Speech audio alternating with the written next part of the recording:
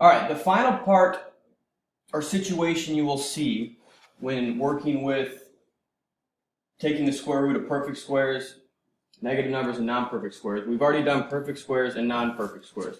Now we're going to work with taking the square root of negative numbers. And I've introduced this topic in a different video when I had to introduce imaginary numbers and solutions. And so, hopefully from that video you remember that these solutions when taking the square root of a negative number are imaginary. And if you don't remember why the imaginary unit of I needed to be created, then please go back and watch the video on the introduction to imaginary numbers.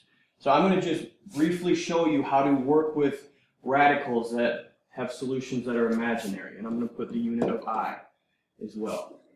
So the first example, number one, if I were to look at it, again, the biggest thing that would jump out at me when I looked at this is that we're taking the square root of a negative. That tells me immediately that my answer has to be plus or minus something, but also with the unit I, because I need to show that we're entering into the realm of imaginary numbers. And so in order to do this, I can consider first, especially if I'm working with my calculator, the square root of the positive version. In this case, 16 is a perfect square. It breaks down to 4, and it needs to be plus or minus 4. So the only difference then when working with negative numbers, or the square root of the negative version of that number, is that this is still plus or minus 4, but I need to put the I, because in order to free this radical right, or this negative right there and bring it to the outside of the radical, I free it by denoting that we're entering into the realm of imaginary numbers with the unit I. So this is my final answer. And again, I show you why I exist in that introduction to imaginary numbers. Now, number 2 is a little bit different, only because number 2 is not a perfect square. So I can still, the jump off point is taking the square root of a negative, so I can try working with the square root of the positive version. But the positive version of 54 is not a perfect square. It doesn't break down to a whole number. So that means I have to use my factor tree skill that we just learned in the previous video when working with non-perfect squares. To break down 54, there's a few different ways you can do it. It does not matter necessarily, but you just need factors that go into it. I'm going to choose the numbers 9 and 6. 9 times 6 is 54. I'm not done because, again, I have to get to the prime factorization. So 9 and 6 both break down as well. 9 breaks down into 3 and 3. 6 breaks down into 3 and 2. And please note, as you're doing this, the way I would think about this is this negative just tells me that my final answer will have to include an I. So don't even worry about it until your final answer. Please remember that you need to put that there or it will be incorrect. Now, at this step, this is prime factorization. 3, 3, 3, and 2 can't be broken down anymore. So at this point, I look for pairs, because again, pairs come up out of the house or jail cell, or whatever you want to consider it.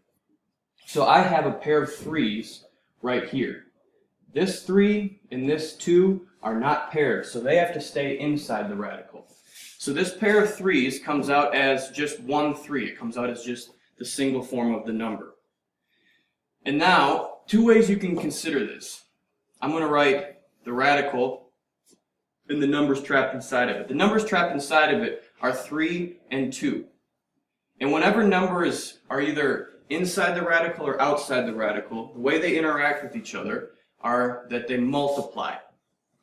And so, continuing to simplify this, or reduce this, it's 3, I'm leaving a little space here because hopefully you know that eventually I'm going to have to put the I. 3 times 2 is 6. And so, that's one way to think of it. Putting actually the numbers into the radical that you were left with.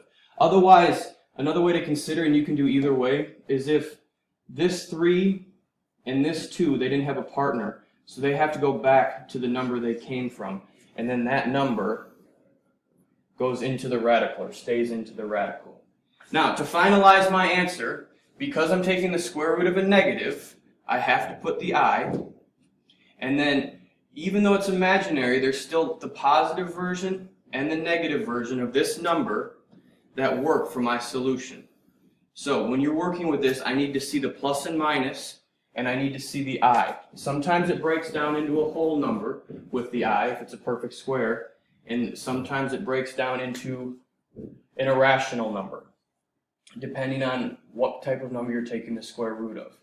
Now, please keep in mind that if I were to actually do this math and take 3i root 6 times 3i root 6, I'm not going to show you the math in this video, but just consider that this multiplication would eventually get me back to the square root of negative 54, or at least the number negative 54. That's why the i's were created.